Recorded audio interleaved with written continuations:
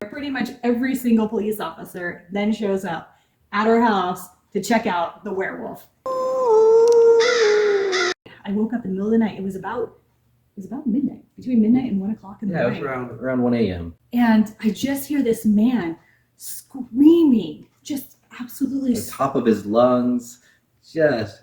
It sounded like he was being tortured. It wasn't like he's yelling to get attention or anything like that. It sounded like he was being drawn and quartered. Like, it was horrible, this noise that he was making. And I shot out of bed and I was like, oh my goodness, this person's being attacked. The guy had been kind of yelling for a while, but he just got louder. Yeah, and what he says to me, what Leaf says to me is, oh yeah, that guy, he's been doing that for the last couple of nights.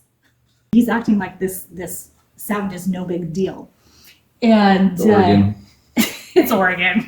We see weird stuff all the time.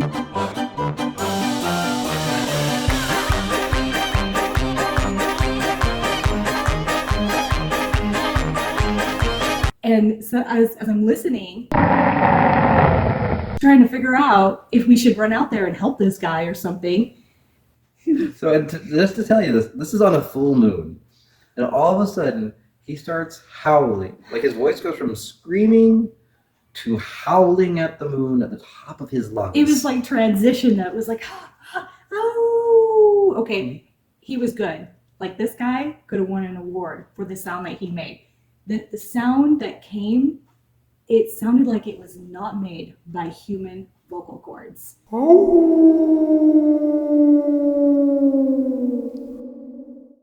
It was eerie, and it just gave you shivers. Just the snarling. I mean, I was like, the growling.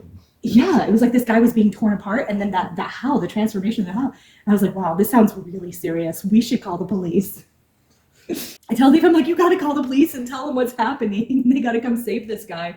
And so we call, and Leaf's on the phone. We can hear 911. What's your emergency? And I understand that this is just about Halloween. And on a full moon night, trying to explain to the 911 operator, excuse me, I know this is going to sound like a prank, but we may have a werewolf next door, and he might need some help. And they sent an officer out. I would love to know what was going through the police officer's mind when he gets a call on his radio. Hey, we have a report of a werewolf out on Highway 99. This officer is going out there, and he's got his flashlight, and he's getting closer. And as he gets close to the bushes, the man just starts howling again, like full at the top of his lungs, screaming, howling. And the officer comes quickly back. Like, he was scared. It really scared him. And he just kind of came back and he called for backup. And this is in a little small town where pretty much every single police officer then shows up at our house to check out the werewolf. And they pull out the canine. And this canine, this trained police canine, goes nuts. This dog is losing it and just barking and growling and trying to run into the bushes. So the dog is barking, the man is barking, the dog is growling, the man is growling. We think it's a man. The werewolf. We think it's a man.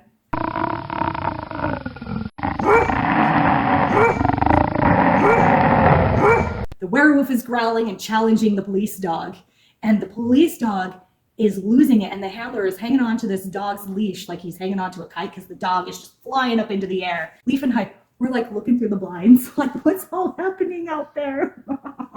They finally end up going in and getting the guy and pulling him out. Pulling out this half-naked man who from the bushes. Also ended up being on drugs. Well, that's what they said. That's what they said. I'm just wondering if there was some officer in the back of the squad car loading silver bullets. Oh my goodness.